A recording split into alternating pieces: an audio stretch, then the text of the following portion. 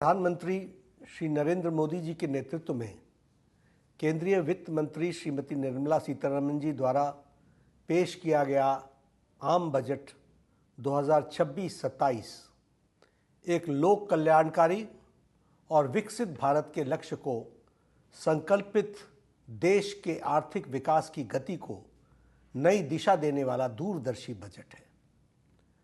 यह सर्वसमावेशी एवं सर्वस्पर्शी बजट है जो भारत को दुनिया के सबसे बड़ी आर्थिक शक्ति के रूप में स्थापित करने में अपना योगदान करेगा। यह देश की युवा शक्ति का बजट है।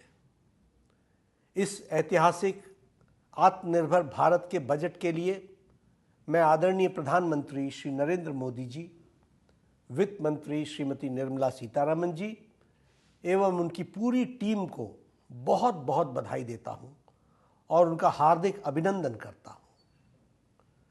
प्रधानमंत्री श्री नरेंद्र मोदी जी के नेतृत्व में सरकार द्वारा स्वास्थ्य सेवाओं को जन जन तक पहुंचाने के लिए जो प्रतिबद्धता इसी बात से जाहिर होती है कि पिछले 12 वर्षों में स्वास्थ्य क्षेत्र में बजट ने 176% की बढ़ोतरी दर्ज की गई है।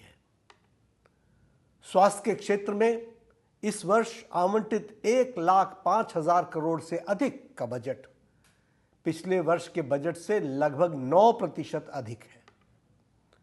इस बजट में मेंटल हेल्थ पर, मानसिक बीमारी से लड़ने वाले विषय पर एक विशेष फोकस किया गया है जो स्वागत योग्य कदम है। इसके तहत रांची और तेजपुर स्थित केंद्रीय मनोचिकित्सा संस्थानों का जो अपग्रेडेशन किया जा रहा है और जो उत्तर भारत में निम्हांस की नई स्थापना करने की घोषणा सराहनीय है। जामनगर में World Health Organization traditional medicine centre की स्थापना हर भारतवासी के लिए एक गौरव की बात है। स्वास्थ्य बजट में वृद्धि के साथ साथ देश के हेल्थ सेक्टर को मजबूती देने के लिए रिसर्च और डेवलपमेंट पर विशेष फोकस्ड आम बजट हार्दिक स्वागत करता हूं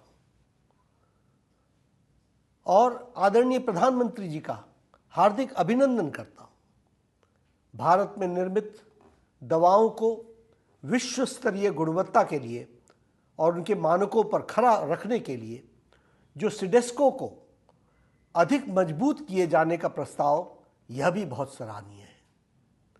बायोफार्मा शक्ति इनिशिएटिव के तहत सरकार ने अगले 5 वर्षों में बायोफार्मा क्षेत्र में 10,000 करोड़ रुपए के निवेश का प्रस्ताव रखा है, जिसे आधुनिक जैविक दवाओं और बायोसिमिलर के घरेलू उत्पाद को बढ़ावा मिलेगा।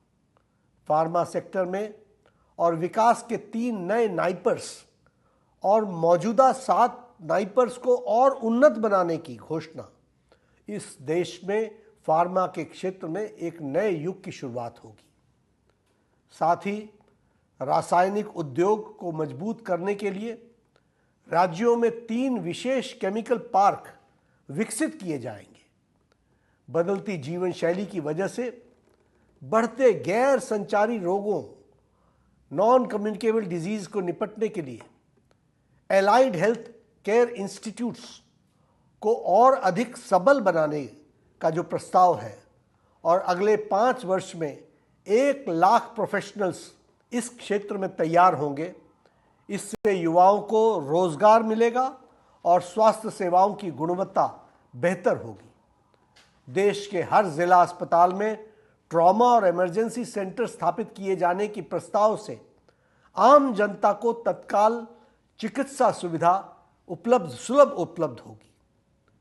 मेडिकल रिसर्च और इनोवेशन के लिए ICMR Indian council for medical research और डिपार्टमेंट ऑफ हेल्थ रिसर्च के बजट में उल्लेखनीय वृद्धि की गई है, जिससे नई दवाओं, टीकों और अत्याधुनिक उपचार तकनीकों को विकास संभव होगा। इकोनॉमिक ग्रोथ को सतत बनाए रखना और इसे नए आयामों तक ले जाना सबका साथ सबका विकास की नीति के साथ सभी को आगे बढ़ाने के लिए समान अवसर उपलब्ध कराना तथा देश के हर नागरिक की उम्मीदों एवं उनकी आकांक्षाओं को पूरा करना और उन्हें देश के विकास में भागीदारी बनाना इस बजट का मुख्य उद्देश्य है। निश्चित रूप से यह बजट गांव, गरीब, किसान, युवा, नारी शक्ति से लेकर समाज के सभी वर्गों के विकास और औद्योगिक क्रांति के रूपरेखा है।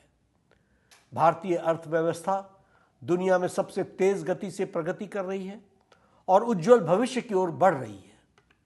मैं पुनः इस क्रांतिकारी बजट के लिए आदरणीय प्रधानमंत्री श्री नरेंद्र मोदी जी, माननीय वित्त मंत्री श्रीमती निर्मला सीतारमण जी एवं उनकी पूरी टीम को कोटि कोटि साधुवाद देता हूं, बधाई देता हूं, धन्यवाद देता हूं।